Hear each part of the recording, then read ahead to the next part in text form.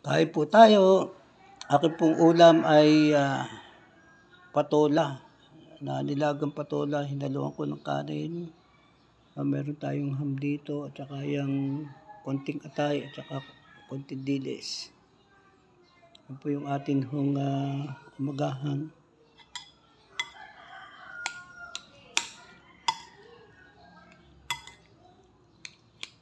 Ingat na po tayo doon sa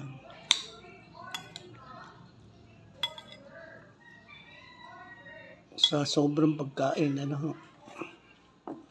Kailangan nun natin yung disiplina. Kailangan natin tulungan yung ating sarili. Yan. Lord, salamat po sa biyaya at pagpapalang ito.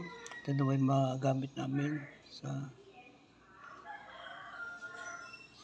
bilang kalusugan, kalakasan ng aming katawan sa aming paglilingkod sa iyo, O Diyos. Salamat po, Ama. Hidayad niyo po kami sa anumang uri ng kasakitan. In Jesus' name, Amen. Amen.